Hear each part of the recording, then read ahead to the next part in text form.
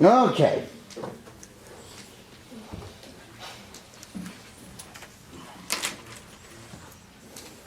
Now the movies. Movies would make like Charles Chaplin and Buster Keaton stars. Chaplin was kind of like always played an agent of chaos in a normal world, whereas Buster Keaton always played a normal guy in a very chaotic world. You had like Cowboy Tom Mix, who was a celebrity, and guys just like today, sex sells. You had Clara Bow, who was the it girl. And if you had to ask what it meant, then you weren't old enough to know.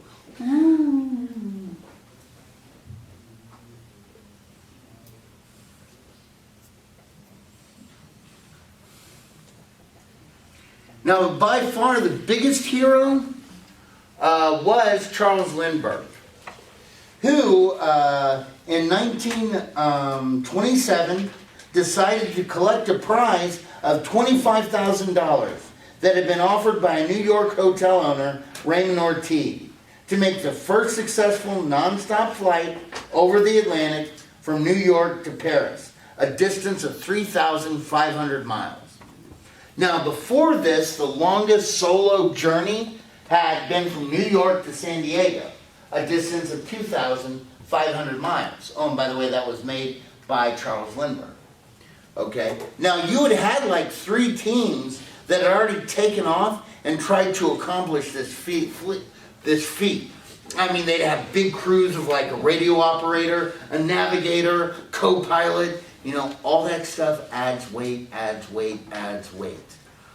Basically, what Charles Lindbergh did was he built his plane, which he named the Spirit of St. Louis. Why did he call it St. Louis? Because most of his investors were from St. Louis. And basically everything that wasn't the engine or his passenger compartment was fuel storage. I mean, he filled that thing with more than 3,000 pounds of fuel. I mean, you can look right here. He didn't even have a front window because that's fuel space. Basically, how did he see? I had to use the periscope to look out. Okay? And in the early morning, he took with him one Army canteen of water, which has 4 quarts in it, and 5 cans of Army emergency rations. And he takes off for a 33.5-hour flight until he lands at the field in France. And he won admiration and the adoration of crowds on both sides, with people wanting to be just like him. People want to be just like him because he's an individual. Well, guys, what's the paradox of wanting to be somebody just like somebody because they're an individual? Everybody's doing it. Huh? Everybody does. Yeah, that you're not an individual anymore if you just want to be like that guy. Kind of like, I don't know what kids do today in college campuses. They used to dress up like Neo from Matrix. I mean, I'm talking as late as I went to graduate school, and these kids were still doing it. And I was like, what? Now, you did have alienated intellectuals, like many expatriates had left the U.S. during this period, confronted by what they called the intellectual shallowness and dull materialism of America. These included poets like Gertrude Stein and her lover Alice B. Toklas. She's the one who was made famous for writing "A rose is a rose is a rose." But basically she had an intellectual salon where writers like Hemingway would come in and everything, and they'd discuss their art with others.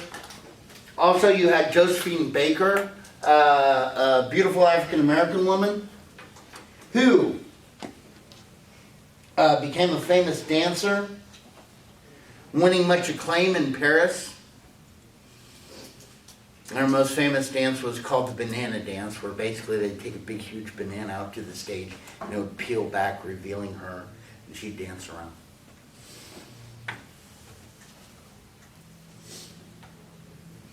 Right? Now, other artists, however, stayed home. Where like Sinclair Lewis wrote of the narrow-minded shallowness of small-town America in his famous book Main Street, or F. Scott Fitzgerald, whose book The Great Gatsby pointed to the dark and hedonistic side of America during this era. Have any of y'all read The Great Gatsby? We're reading right now. You're reading? Okay. So you're reading right, and who's really reading it? It's a great book. And somewhere in the book, let's see, the guy who we learn everything from is Nick Carraway, right? Okay.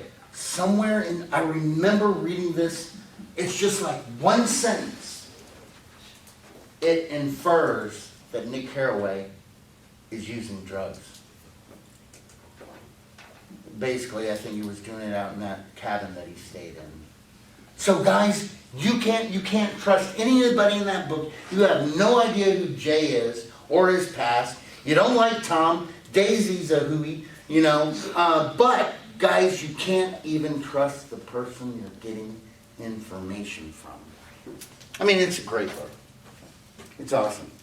Indeed, Ernest Hemingway said, where did I get that?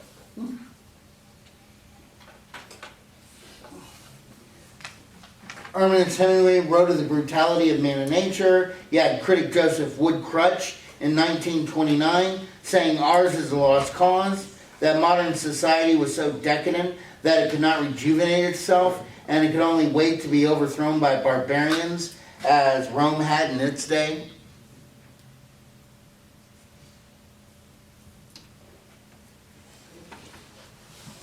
Meanwhile, guys, well, we're already going to start to get the cracks economically that are going to cause a lot of problems in the next decade. Well, actually, at the very end of this one. In agriculture, farmers made up 30% of the workforce at the end of World War I. Many never recover from the post-war recession. You know, during the war, farmers had gone deep into debt in order to buy more land as the government was pushing for more food and the prices were high. Between 1914 and 1920, farm production more than quadrupled. But after the war, the demand for the crops declined as Europe began to return to farming. And throughout the 20s, farmers produced more than the market could consume, drawing down the price. Like corn never rebounded to its pre-war prices. In fact, so much was produced that the price fell to half of what it was in the pre-war years. The farmer's income from 1917 to 1920, it went from $1,196 a year to $1,393 a year. But by 1921, it plummets down to only $517 a year. So you're making less than half of what you were making. And even though it slowly begins to ride afterward, it never really regains its wartime levels. Meanwhile, all the debts, like the mortgage payments, more than double, tax increases, new costs of trucks and tractors and their operation, as well as fertilizer and seed, all are eating away at the farmers' money. So in 1921, the farmers began to turn to government, and a bipartisan group of senators and congressmen who represent them are called the Farm Bloc. They passed some laws. Guys, you have at least 3 minutes till 38. You got a total 5 till 2:40. That's when class officially ends. The Farm Bloc is organized. They do pass some laws, but it doesn't really focus on the problem of overproduction, which is going to continue to keep the farm prices low.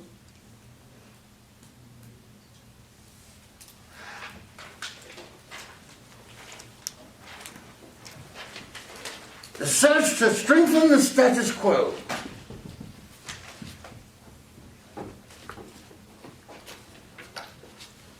Well, guys, when things are changing in society, people freak out. And in response to the massive and rapid change society was facing, I mean, you had rural versus urban, incredibly fast and easy transportation, prosperity, as well as increased Eastern European, Asian, and Mexican immigration. Many people react to this by saying that basically their social values were going away, and this is how they're trying to stop society from going too fast. The first way, and possibly the last grasp of the progressives, was Prohibition. This issue epitomized the culture war that was transpiring. You had a temporary prohibition that was passed in 1917 to preserve grain for the war. By 1918, there's a push for a constitutional amendment prohibiting the manufacture, sale, or transportation of alcoholic beverages. By 1919, they had 3/4 state support, and the 18th Amendment took effect January 1920. And almost as soon as it's passed, people hate it. Oh man,